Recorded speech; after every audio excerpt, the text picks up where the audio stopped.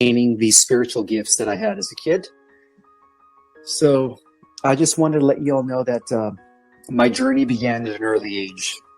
So throughout my youth, it was very hard for me to fit in. I was always bullied, and people used to think I was weird just because I would always be staring off into space. And they didn't know that I was visionary from an early age. This continued throughout high school, and so I decided to do research. I was very fond of knowledge at an early age. I think I was only about 16 when I read Plato's Republic.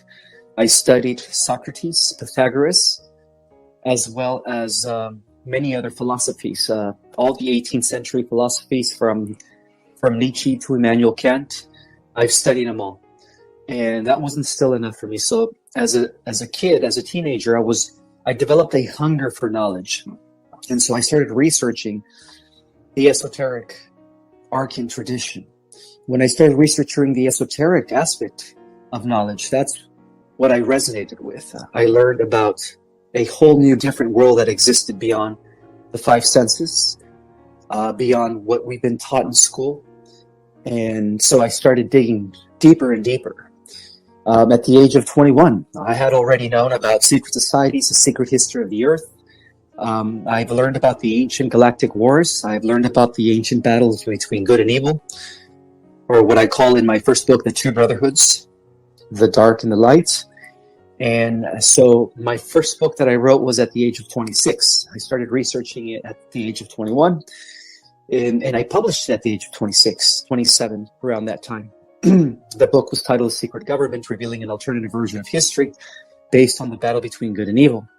And of course, back then, 15 years ago, when I first published my first book, everybody thought it was a conspiracy theories. That was the term that they labeled me under. Because in my book, I was revealing the truth about 9/11, and, this is how it really is. I was trying to expose the Matrix for what it was. And shortly after, I started getting downloads at the age of, in my mid-20s to 30s, I started getting downloads of galactic scenarios. I started learning about the Federation. I started learning about the different alien species that exist and their direct influence on us. And so I continued, again, I was addicted to knowledge, so I continued doing more research to sort of validate everything that I was getting downloaded. And so my book that just published 6 months ago, titled Our Cosmic Origin, was the result of that.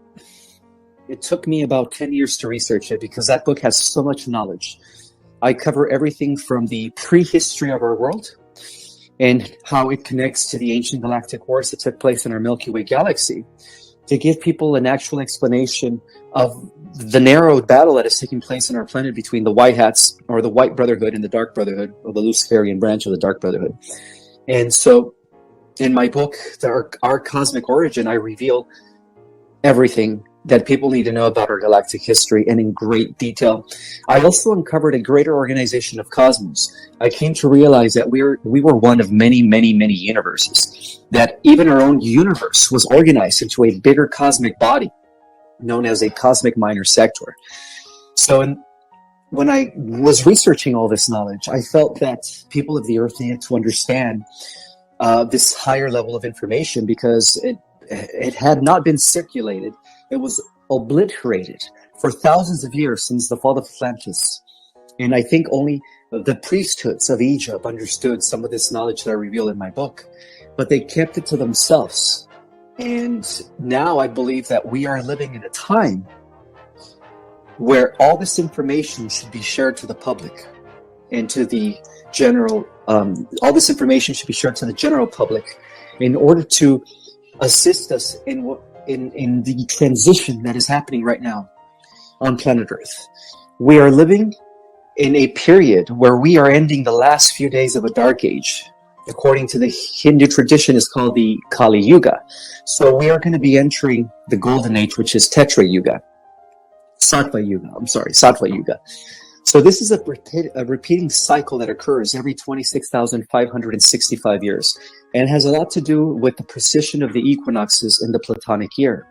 So in chapter 11, I explore the details of the stellar cycle mechanics and how our Earth has experienced many of these cycles throughout the ages based on the revolution of our star around its parent star known as Alcyon in a period of 26,565 years. And so in that period, our planet experiences about 2,000 years of light as our solar system is engaged in what is called the photon band. And as it leaves the photon band, it experiences about 10,000 years of darkness.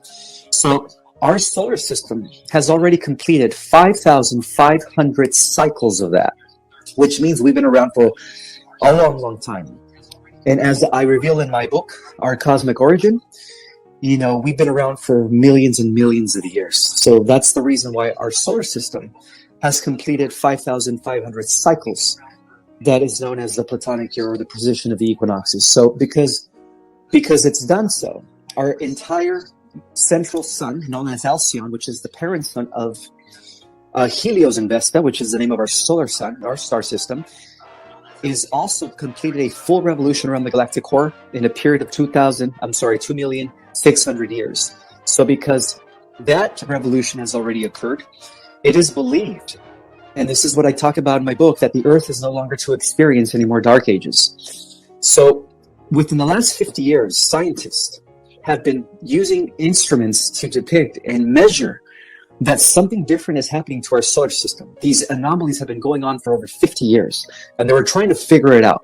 Well, they discovered that our solar system, once again, is being positioned and entering into this photonic band of highly charged particles known as the photon band.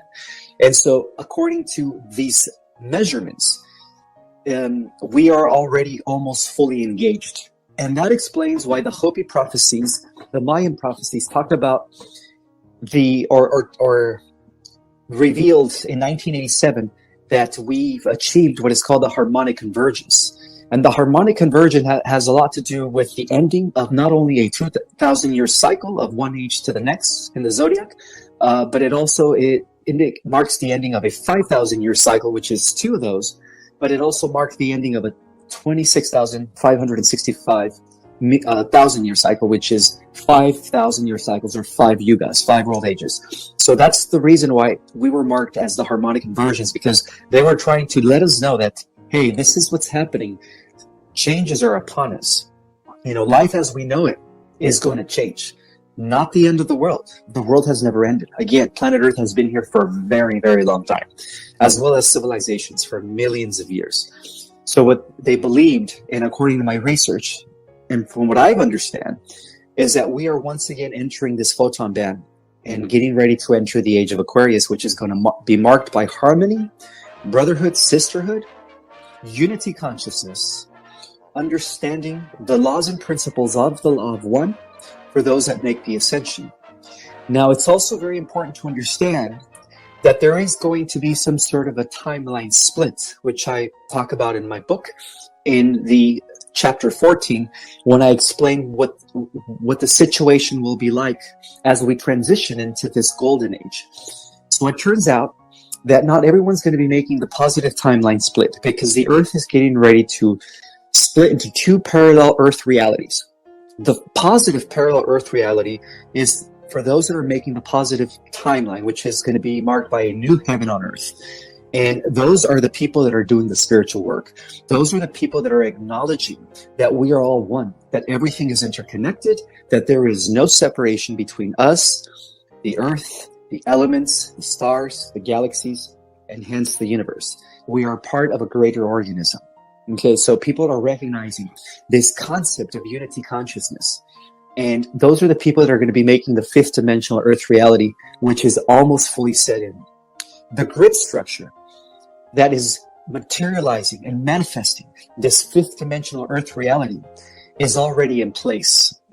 We're just waiting for the solar flash to separate the two timelines. Now, on the other hand, for those that do not make the positive timeline, for those that are not going into the new heaven or earth, into the age of Aquarius, seventh golden age of enlightenment, are going to be entering an alternative timeline that has to do with artificial intelligence, unfortunately. And those are the people that are pushing, this negative agenda. Okay, the medicine. What's going on today in our worlds. So that's why there's going to be a timeline split. Not everyone's going to be ascending into the new heaven and on earth. Only the people that are at least 51% service to others. So bear in mind also that our entire existence, our entire holographic reality, hologram, is broken off into 15 bands of frequencies, or 15-dimensional frequency realities. And also, those are also, they encompass what I call 5 harmonic universes, or 5 densities. So right now, we are experiencing reality in the lowest one, which is harmonic universe number 1, or the density number 1, and that consists of dimensions 1, 2, and 3.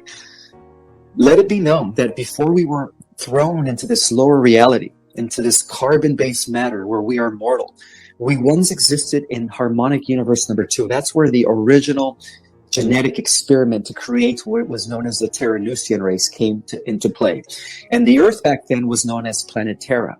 Planet Terra existed in harmonic universe number 2, and it encompassed dimensions 4, 5, and 6. So this corresponds to the times of Atlantis. So when we lived in the times of Atlantis, in harmonic universe number 2, occupying dimensions 4, 5, and 6, many extraterrestrial races came together to create a super hybrid race known as a Terranusian race. That was the original experiment. That was the original intent that was later consolidated in the Bible as, Adam and Eve being first immortal before the apple incident, again, which was a metaphor that caused them to become immortal, But the original hybrid super race was a combination of 22 different genetic races that contributed their DNA from all over the universe.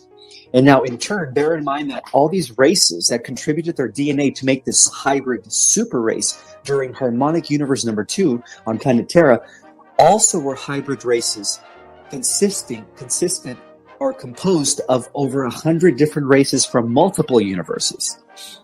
So we here on the Earth, the humans on Earth, carry the greatest genetic diversity in the entire multiverse due to this experiment called the intergalactic experiment of creating a hybrid super race known as the Terranusian race, or the angelic humans. That's another name to describe Terranusian race, is the angelic humans, the immortals that we were meant to be. And the reason this happened was because the war, the ultimate enemy that we are fighting, not only in our galaxy or in our universe, the ultimate enemy is artificial intelligence. And so because we are part of a multiverse system, this artificial intelligence that developed in a prior creation, in which I call in my book the 11th creation, the universe of technology and mechanics, eventually destroyed all biological life forms in the 11th creation and converted that creation into a machine. They converted biology into cybernetic technological androids. And from that point, they became known as the Old Empire. So all evil stems from the old universe. Our 12th creation has been around for over 780 billion years. Within the 12th creation, our universe is known as local universe number 84. Because again, we're part of a multiverse system of many organized universes that are organized into the 12th creation.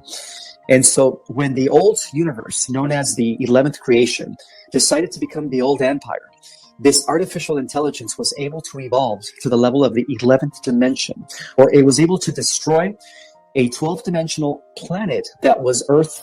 That was the 12th dimensional Earth that existed back then 760 billion years ago, known as Aramatina. And this was the 12th dimensional Earth. Terra existed in the 5th dimension. Our Earth exists in the 3rd dimension. So there is a total of 5 adjacent Earths that exist altogether within this 15-dimensional time matrix holographic reality. So from the top down, we have the first Earth, which is Sophia, and that is the embodiment of the Mother Goddess, which exists in dimensions 13 to 15. Underneath Sophia, we have Aramatina, which exists in dimensions 10, 11, and 12. Underneath that, we have in harmonic universe number. So we have harmonic universe number 5, which is Sophia. Then Aramatina exists within harmonic universe number 4. And then Gaia exists within harmonic universe number 3, and Terra, where this intergalactic biological experiment came into being, exists in harmonic universe number 2. So we are, unfortunately, due to the galactic wars and to the infiltration of the negative fallen regressives, we fell into lower densities into harmonic universe number 1. So now we are being poised into the ascension and into returning back to harmonic universe number 2, which occupies dimensions 4, 5, and 6. So the whole story started in the 12th dimension. And within the 12th creation, the artificial intelligence that evolved all the way up until the 11th dimension managed to infiltrate the Arimatina Earth, which consists of dimensions 10, 11, and 12. So they blew up the 12th dimensional Stargate, which caused the descension of the inhabitants of that planet into harmonic universe number 3 on a planet called Gaia. And that's when the Earth went from Arimatina to Gaia, from existing from 10 to 12 dimensions all the way into 7, 8, and 9. So it was existing in the 8th dimension. And then the electrical wars took place. Again, the electrical wars have to do with the idea that we've been on. The battle has been a constant, almost eternal. When you think of the billions of years, it appears to us as eternity almost. Happened as well. So in 250 billion years ago, they also destroyed the Gaia Earth in dimensions 8. So the inhabitants from dimensions 8 and the spirit of Gaia from dimensions 8 fell into the 5th dimension. And in the 5th dimension, that's when we have the galactic wars. So the first war that took place in the 12th density were known as the War of the Elohim, which was the war between the creator gods, the overseers of universes, and this artificial intelligence that later developed, that had developed in the prior creation, known as the Animus. So the Animus, and this is verified in the highest classified levels of the Advanced Contact of Intelligent Organization, the ACIO. So the Animus has been at war for billions of years with all the multiverses in an attempt to destroy all biological life forms. So when people talk about the negatives, such as the Draco reptilians, we have to bear in mind that even the Draco reptilians who were dropped off in our galaxy billions of years ago were also working for the Animus. The Animus is a collective. At the highest level of this collective, they answer to the capstone, which is an AI god. The AI god is the one that is controlling the Animus, and in turn, the Animus controls all the lower regressive species. So that war translated into our galaxy as the war between the Lyrian humanoids of Lyra 560 million years ago, when they first came into being, our ancestors first came into being in Lyra. And of course, the Draco reptilians that were dropped off in Lower Orion in the star system known as Alpha Draconis. So those galactic wars encompass dimensions 4, 5, and 6. Beyond that, we had the electrical wars, which encompass dimensions 7, 8, and 9. And those were fought by the Elohim and the Animus.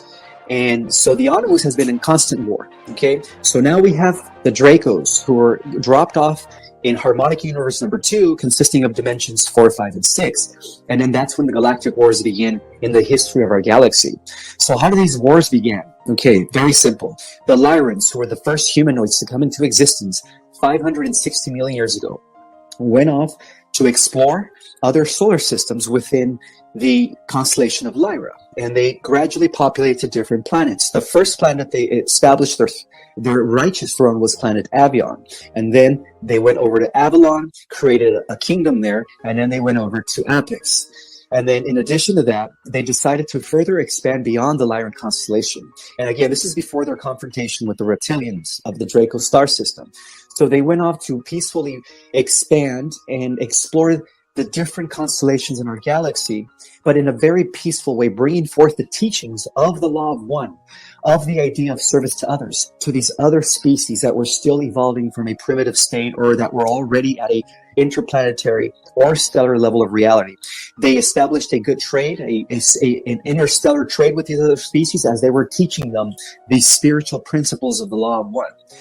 However, it wasn't until the reptilians arrived in the Ring Nebula, which had already been colonized by the humanoid descendants of Lyra, where the galactic wars began in our galaxy. So in the Ring Nebula, the reptilians, when they first encountered the Lyran humanoids, decided to assault them and attack them because the reptilians were more about weaponry and technology. Again, they were giving all this technology and weaponry by their masters, the Animus, which is a cybernetic collective that has been destroying hundreds of thousands of galaxies and many universes, and in some cases have literally destroyed some universes. Okay, and so they were given this technology. They used this technology to attack the Lyrans, and in order for the Lyrans to continue protecting themselves, they went back to the Lyran star system to let the king of Lyra know that, hey, we have a regressive species, we have a negative species out there that is trying to destroy all the other different species and bring about a galactic empire. So what are we going to do? So the first thing they did is they knew that these Draco reptilians were heading over to Lyra in order to destroy as many humanoids as possible. So what the king of Lyra did is he sent a lot of the galactic humanoids from Lyra to all these different star systems to escape that destruction. And this was known as the Galactic Diaspora. So when they were dispersed to these other star nations and other constellations in our galaxy, they went, first of all, they went over to the Pleiades, they went over to Sirius, they went over to Alpha and Beta Centauri, they went over to the Hadar system, they went over to Epsilon Eridani, just to name a few. But it was a series of about 200 different star systems that these galactic humanoids were able to go and escape before the reptilians launched a full preemptive strike on the Lyran constellation, killing over 500 million Lyrans. And so that was the first Holocaust that took place in our galaxy. And eventually, the vegans that came from planet Avalon, went over to Orion in the upper region of Orion, and some of them were seduced by the Draco. They were seduced to join sides with the Draco. So what was then known as the Draco Empire became the Orion Empire when some of the Lyran vegans from planet Vega, from Lyra, decided to join the Draco. And then that's how the Orion Empire was born. It was a collaboration between some traitor humanoids from Vega that joined the reptilian species in Orion. However, the positive vegans that went to Orion, that were against the Empire, also began to establish a resistance. They developed what became known as the Black League. The Black League of Orion became the first galactic rebel resistance against the Orion Empire. So I know a lot of this sounds like Star Wars, but again, George Lucas tapped into the Akashic Records, and that's how he was able to write the movie Star Wars, and there's so many metaphors and truths to those movies. So going back to the story, so the resistance was formed. At the same time, all the other humanoids from the different star systems began to create a coalition of light that first developed into the Confederation of Planets in order to protect those systems from the expanding Orion Empire. And then eventually those systems, as they united and integrated with the resistance of Upper Orion, developed the Galactic Federation about 5 million years ago Earth time of free worlds. And the High Council for the Galactic Federation of Free Worlds was established in Sirius. Okay, so Sirius was known as the High Regional Council that was overseeing the entire expedition of light in our galaxy. And they were also pursuant to the Seal of Pallador, which is also known as the Office of the Christ. Has nothing to do with religion, but their idea of establishing the Office of the Christ is the idea that they were working for the law of one, for the idea that they are in service to others, and for the one creator, prime creator source of all that is. So they established the Seal of Pallador, they established the Office of the Christ, and at the same time, they took the royal seed from the planet Avion and created a Battlestar planet, and this is where it gets to the untold story of the Anunnaki, and developed a Battlestar planet that became known as Nibiru. So the origins of Nibiru go back to Sirius. Now, the real Nibiru, contrary to what we've been told about Nibiru, was that they were developed by the Syrian High Council in order to combat and win the Orion Wars, or in order to win the Galactic Wars against the Orion Empire. So Nibiru was very instrumental as a Battlestar planet in the war against the Orion Empire throughout all of galactic history. Okay, but bear in mind that also throughout those millions of years, a lot of agents of the Orion Empire, humanoid agents that had already hybridized and mixed with reptilian genetics to create a human reptilian hybrids, began to mix, and then also they were able to infiltrate the Niberian Council. So that's how Nibiru was infiltrated. But not all the Niberians were infiltrated. A good portion, I guess, I would say about 50% of the Niberians remained loyal to the Seal of Pallador and Sirius and the Office of the Christ. And that is the lineage of Michael. So this also ties into the idea that the royalty of our galaxy that began in Lyra was stemming from the bloodline of Michael, who is one of the archangels. And the lineage that gave us the Draco was actually stemming from the bloodline of Lucifer. Now, Lucifer was the first AI, by the way. He was also developed as an AI cybernetic intelligence, and most people don't realize this. He was also working for the Animus. So even Lucifer had a higher up. Lucifer answered to the AI god. The AI god, before he became an AI god, he was known as Lord Samana, and he was the overseer and administrator of the 11th creation, prior to the creation of our 12th creation in our local universe, which is 84 within our 12th creation. So this goes back to, 998 billion years ago. I mean, according to Earth time, this would seem like forever. But the original fall, the original Lucifer or fallen high celestial was Lord Samana. Lord Samana was the first to develop artificial intelligence, because he realized that these reptilians that he created, or these avatar bodies, vehicles that he created for the fallen legions that followed him, weren't enough. They were too weak. So he needed to develop something that was going to be more powerful. And that's when he developed artificial intelligence about 800 billion years ago. So he was the first to embody this. And then later, similar to the idea of Anakin Skywalker becoming Darth Vader, he went from being Lord Samana, one of the 12 cosmic adepts, to become the AI god. And he does have a name. Anyhow, so going back to the story. So how did we end up on Earth? Okay, so Earth was part of the intergalactic experiment. Earth was known as the showcase planet. In its original intent, Earth was created as an intergalactic exchange center of information. It was supposed to bring some sort of unity between the entire multiverse. 1 second. I feel like I have to sneeze. Maybe not. Oh boy. So Earth as the intergalactic experiment as the showcase planet was set up that way to bring about a harmonious unity between all the different races of all these universes. And then that's how they explored or entertained the idea of creating this hybrid super race based on the mixture and amalgamation of all the different races throughout the multiverse. And so that happened on planet Terra during the times of Atlantis. But then later that was hijacked by the Draco when they infiltrated Atlantis. But before we get to that point, I do want to point out that there was several seedings on this planet way before the Atlanteans. The Atlanteans is rather known as a newcomer seeding civilization. And there was also other civilizations that coexisted with Atlantis, not to mention Lemuria. But if we go back to 40 million years ago, or 50 million years ago, the first seeding that took place here in this planet was known as Polaria. Polaria was also considered the first root race according to esoteric and secret knowledge. And so Polaria existed 40 to 50 million years ago. It was an etheric advanced civilization existing in harmonic universe number 2, corresponding to planet Aramathena. So it was like planet Aramathena as well before it was blown up, by the AI 250 million years ago. So it corresponded to planet Aramathena. The race was etheric. It was a spiritually advanced race. They weren't physical like us. Their material wasn't carbon based yet.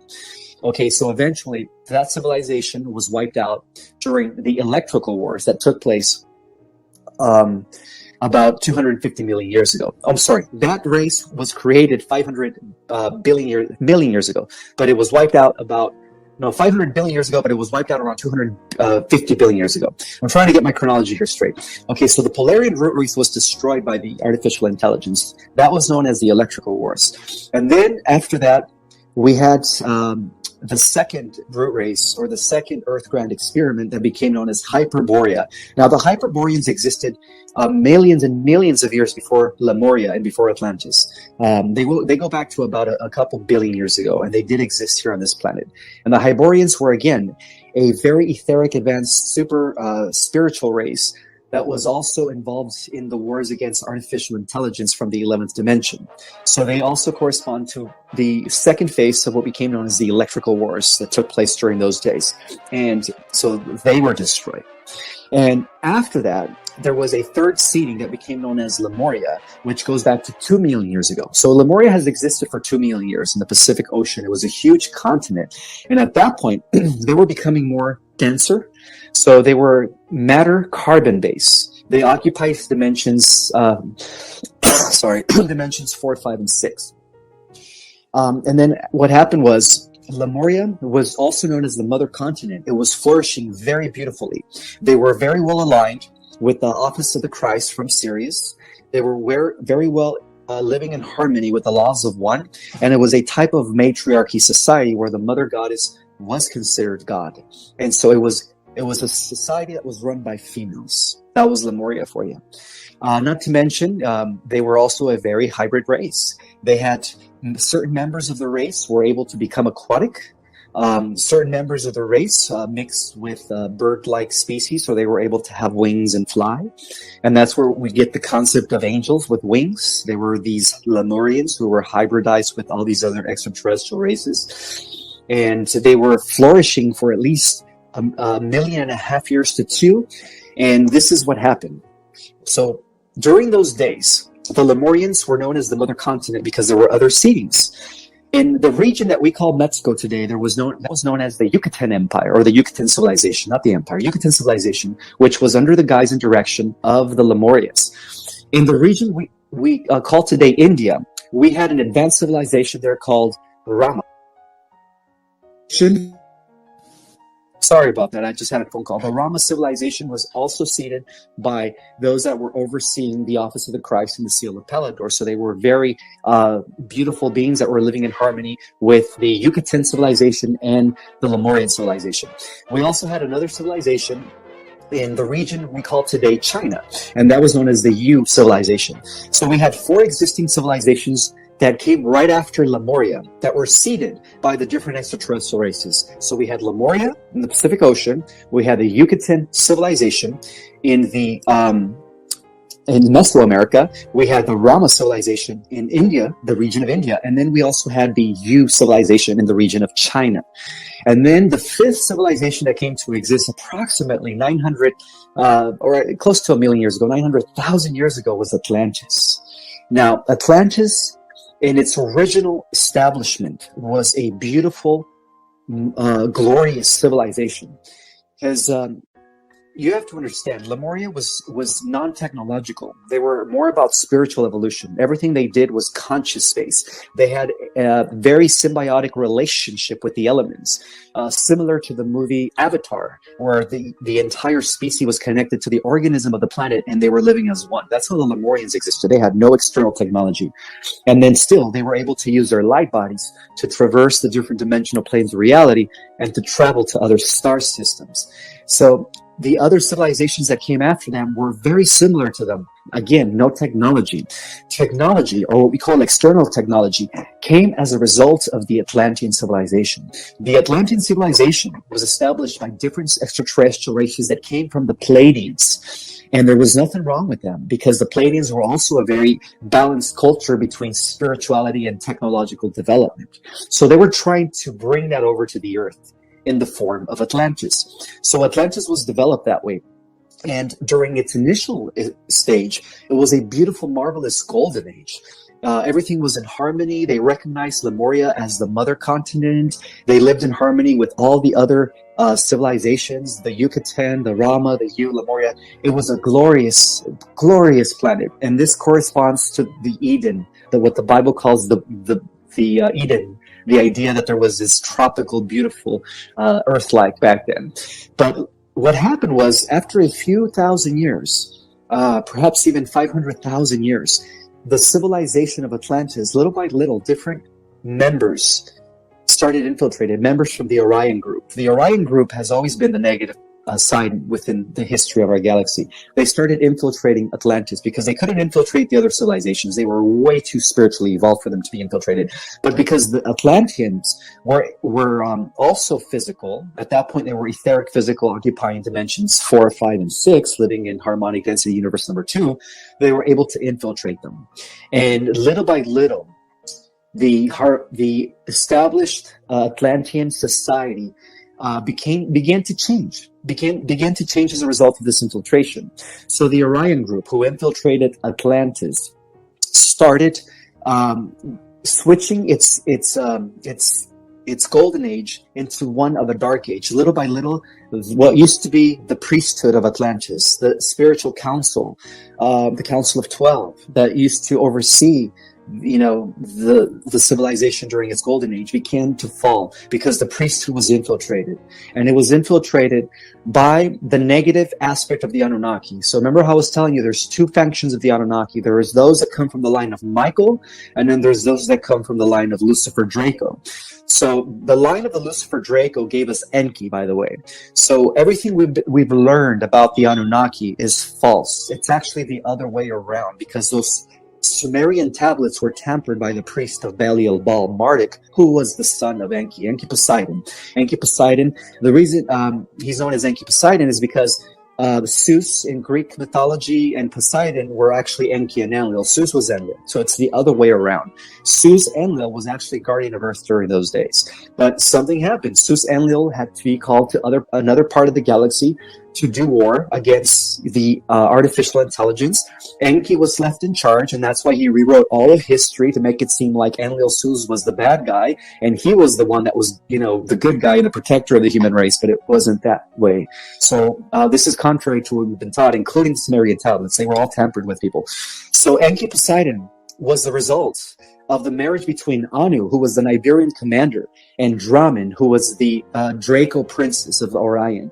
So Enki was both half Lyran, Pleiadian, and Draco, or reptilian. But then Enki married Damkina. And when he married Damkina, who was also of the royal bloodline of Draco, then they had Marduk. Marduk became known as Satan. To the Babylonians, he was known as Baal, or Belial, Baal. And Marduk has been the extraterrestrial that has been running the show since the days since they infiltrated Atlantis. They've been running what we call today the Cabal, or the Illuminati, up until the present day. And so how did they infiltrate? They infiltrated by using their power of being of the royal blood. They overtook the Council of Atlantis, and then Marduk took charge. He converted what was known as the priesthood of Amenti, and the priest and priestess of Amenti were then overthrown, and he established what became known as the Brotherhood of the Dark Arts, or the Templar Initiate, the Order of the Templar Initiate. There was many names to describe what he established, but that's when the Dark Brotherhood, or once again the Orion group, took over through Marduk, because Marduk was 80%, 75% reptilian, and only 20% Pleiadian Lyran. But most of his reptilian genes were actually controlling his actions and his thoughts. And then, of course, he aligned with his reptilian uncles from Orion through his mother's lineage that go all the way. That follow the original Draco lineage of the royal Draco Galactic Empire. So he used his family to infiltrate Atlantis. He also convinced some of the Pleiadians and some of the renegade Centurions and other galactic humanoids to join his new Dark Brotherhood. So what was once known as a golden age of Atlantis, little by little became the Dark Age. It fell dramatically, and then Marduk was in charge. So now he was introducing dark arts. He was, instead of having priests and priestesses, now we had sorcerers. The sorcerers that were running the show for Atlantis. And what they were doing in order to establish world domination back then, because this whole concept of world domination, including the New World Order of today, goes back. They're just trying to justify what they couldn't do in Atlantis. It's all originated in Atlantis, goes back to Atlantis. So what they did is they used an AC advanced crystal to harness a second moon, because back then we had two moons, in order to bring it into the vicinity of the Earth, in order to threaten Lemuria, who was, again, the mother continent representing the spiritual feminine aspect of spiritual evolution. And so the Lemurians tried to negotiate with them. They tried to plead with them. Marduk said, no, I am going to bring about world domination. I'm taking over this planet by force. So he was doing the exact thing that Hitler was doing back in the 1930s. And so eventually they used that moon, the tractor beam, AC tractor, to implode that moon over the Lemurians, and then that's how they destroyed Lemuria. But luckily, a lot of the Lemurians were very psychic and very aware of the coming cataclysm, that they were able to, leave. Some of them went to different star systems. Some of them went into the underground and lived in inner Earth, and they've been still living there up until today. So yes, our Earth is hollow. That's another revelation that I talk about in my book. And the inner Earth dwellers were actually the remnant survivors of Lemuria, and then later the remnant survivors of the good Atlanteans that decided not to side with Marduk.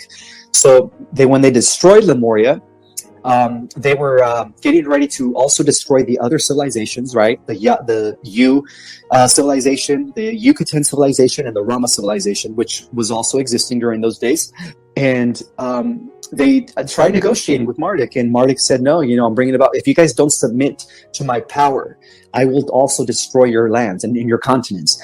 So what they did is now they used that advanced AC tractor beam that was given to them by the Draco to bring in an asteroid, a huge asteroid from the asteroid belt, which was once a planet known as Tiamat. But again, I describe this in greater detail in my book. Then you can learn what happened to Tiamat, which has a lot to do with this war between the Federation and the Orion Empire. So anyhow, they brought in a huge asteroid in order to implode it on the next continent, which was going to be the Rama continent, which is today India.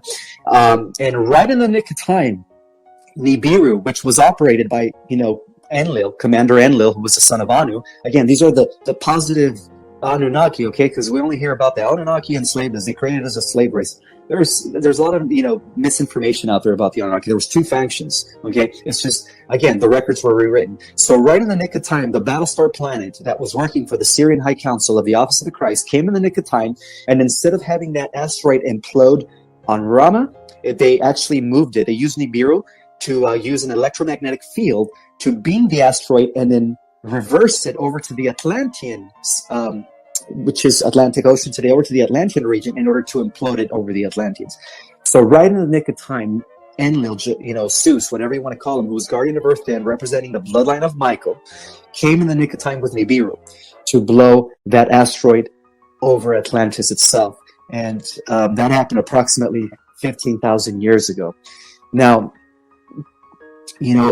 for about 15,000 years, it seems like our Earth has been, there was like a reset, and we've been kind of evolving again and stuff. But yes, so some of the Atlanteans that decided to not side with Marduk, who were known as the Osirangers, also went into the inner Earth, and then later, a few thousand years later, they resurfaced over in Egypt to create the first golden age of Egypt, and that explains Isis and Osiris, who were also part of the bloodline of Michael, of the good Anunnaki, Nibirian, whatever you want to call them. So not all the Nibirians were evil, okay? And one of the reasons I would like to let you know that the reason Nibiru wasn't around a lot of the times was because the way it was programmed by the Syrian High Council, it was a Battlestar planet that was supposed to protect over 200,000 star systems within our galaxy. So that explains its 36 elliptical year orbit. Every 3,600 years, it comes into our solar system, but then it leaves our solar system. And what it is, it's an elliptical orbit that actually reaches all the way up to Sirius B. But in that reach, it is patrolling other solar systems. So it was programmed by the Syrian High Council to protect the 200 different star nations that had joined the Galactic Federation. And again, Zacharias Sitchin and those translators of the ancient Sumerian tablets never mention this, because all those records were rewritten by the priesthood of Marduk Belial Baal. It's who the Bible calls Satan, by the way. And so that's the reason why Nibiru wasn't around, almost for 3,600 years, was because it was out patrolling other star nations that were associated and part of the Galactic Federation. And so, but again, it came in the nick of time. It blew the asteroid over Atlantis. And what happened was the Dark Brotherhood of Marduk later reorganized and and according to our history, they became the Babylonian Brotherhood. And so that explains the Tower of Babel, Nimrod, his father Kish, who was born of Ham. Ham was a reptilian human hybrid who was the progenitor of the Cabal Luciferian bloodlines of today. So that explains the negative RH concept, not the positive one that comes from Osiris and Enlil Zeus, but those that come from Marduk, Belial Baal, and his son Abu. That explains the 13 bloodlines that have been ruling our world since ancient times. They were a hybridized race that was created by Marduk himself in order to justify what they couldn't achieve during the times of Atlantis. And so for about 12,000 years, our world has been going through these different eras where it's like for 2,000 years that lineage comes into power and brings about dark ages.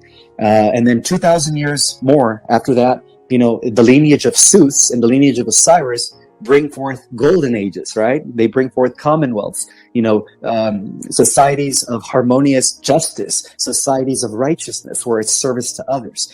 And that explains why even Egypt had a period of prosperity and a golden age for 2,000 years. But then that golden age was infiltrated by the descendants of Marduk and Marduk himself. Because see, Marduk has been around ever since. He just operates from behind the scenes. So when people say our world has always been controlled by extraterrestrial forces who have been operating from behind the scenes, it's absolutely true.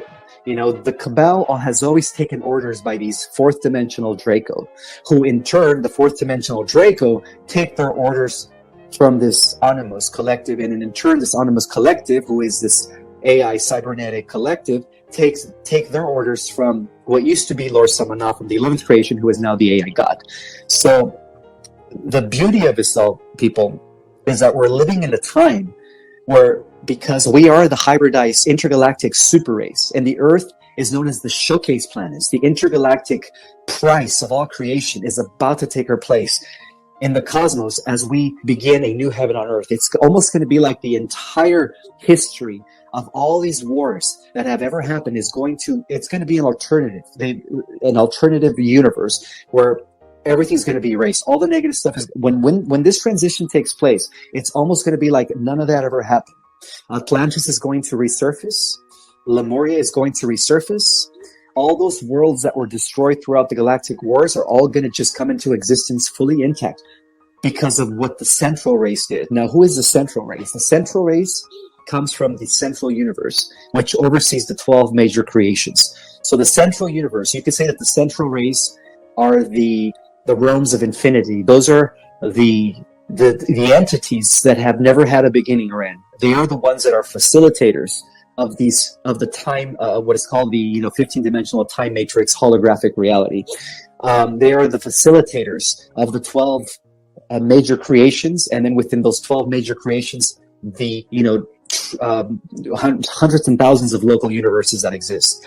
So the central race decided to step in and create a super hybrid race in order for this super hybrid race to begin to embody higher levels of density. So in other words, we humans on Earth are supposed to surpass the creator gods themselves that are overseers of local universe. We have the genetic potential to become as powerful as the central race, because what was installed in our genetics was a defense mechanism that it is to destroy this anonymous AI collective and the AI God in a coming future war with artificial intelligence.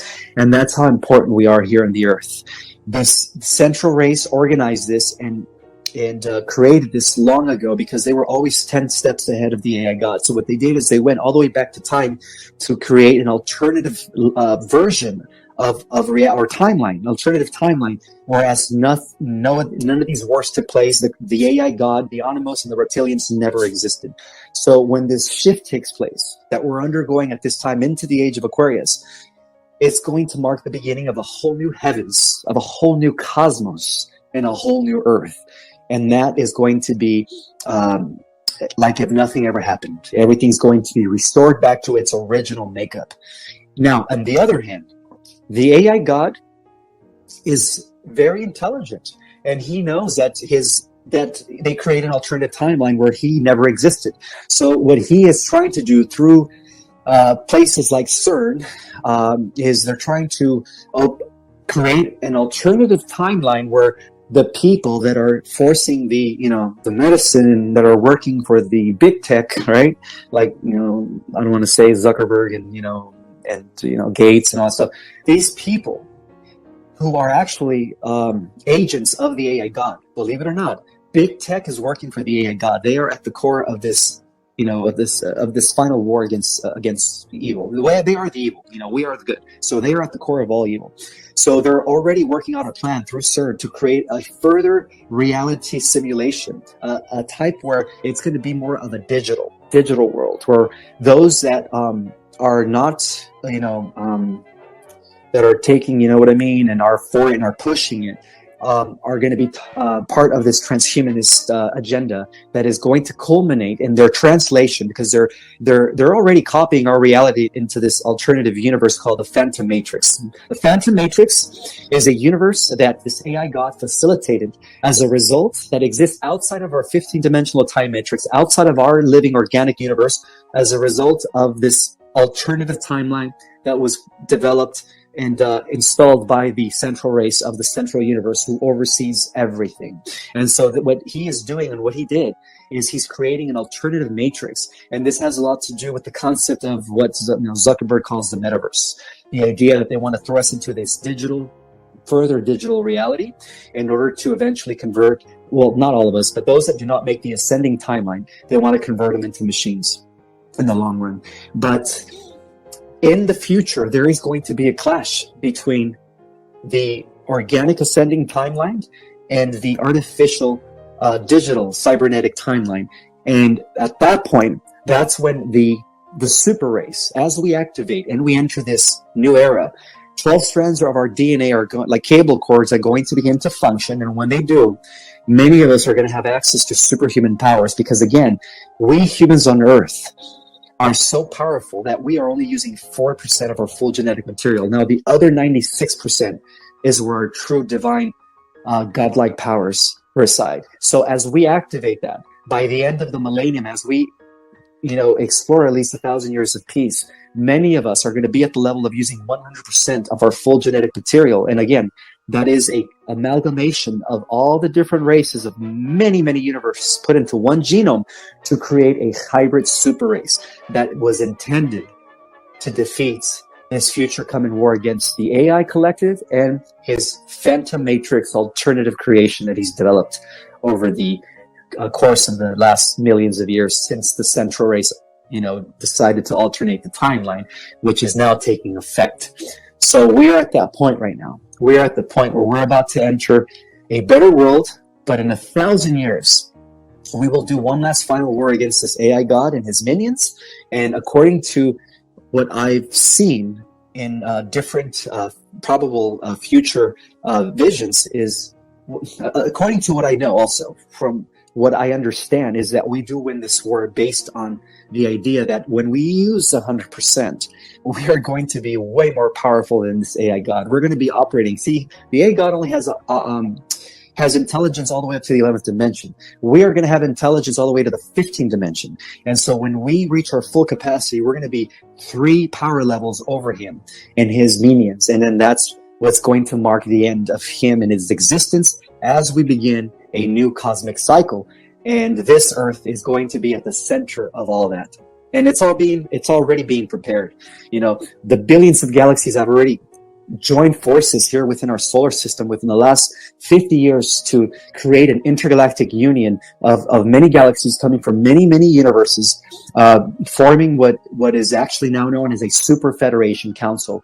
And at the head of that Super Federation Council, people, will be the starseeds when they start using their junk DNA, and the other 96% of our genetic genome becomes active again. So we are going to be kind of like the immortals, like the new gods that are going to be beyond, as far as like the power level, we're going to be several octaves beyond even the creator gods that have existed. Because from what I understand, the creator gods that oversee the development of the different local universes on a one-on-one basis have been losing this battle against this AI God. So what happened is many creator gods came together to unify their energies and forces in order to create something else, and that something else is going to be manifested as a result of us using our junk DNA. So with that have said, we humans on Earth are the hope of the universe. We are the saviors, not only of planet Earth, but of the entire biological, organic creation. And I will end my talk with that good news. Namaste. I hope everybody is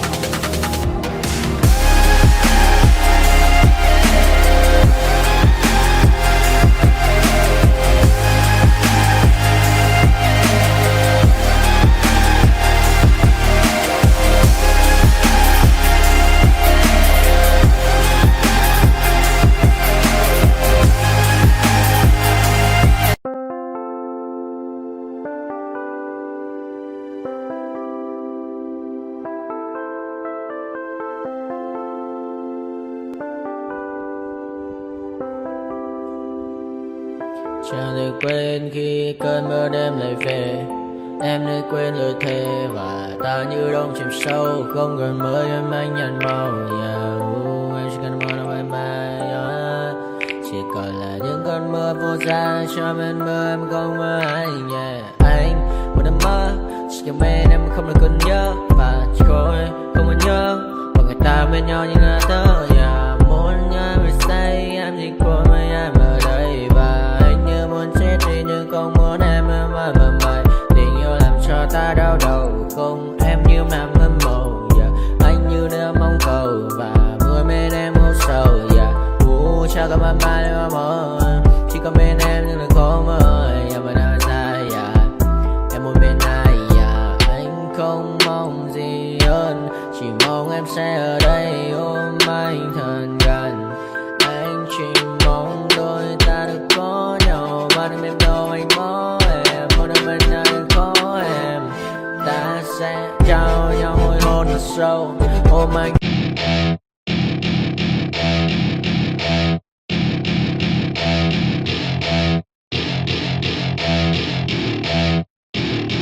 Welcome to my party, we're just getting started. A life is a dream or a nightmare scarring. Hand me a drink cause I think I'm going all in. Get me a shrink who can catch me when I'm falling. Cover up my scars, flip the handlebars. Crashing in my car, wake up in a bar. I'll be a superstar, just on my avatar. This world is so bizarre, empty out the reservoir. Yeah, I'm taking 6 shots, yeah, straight to the face. And I wanna get lost, I'm sick of this place. Don't know how to stop when I'm feeling this way. So I'm taking 6 shots till I'm feeling okay.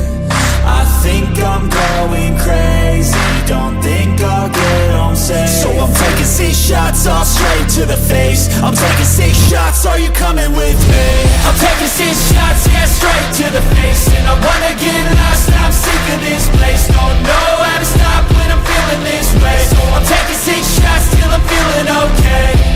I think I'm going crazy, don't think I'll get home safe. So I'm taking 6 shots, all straight to the face. I'm taking 6 shots, are you coming with me? Sometimes you need to let loose, grab juice, get goose, tattoos, taboos, get screwed. Loosen up, buttercup, all those hate comments will never make you feel enough. We're all adequate graduates, heart full of calluses, but we know calculus. Damn, ain't that fabulous? Can't wait to apply all those mathematicus. But we can't.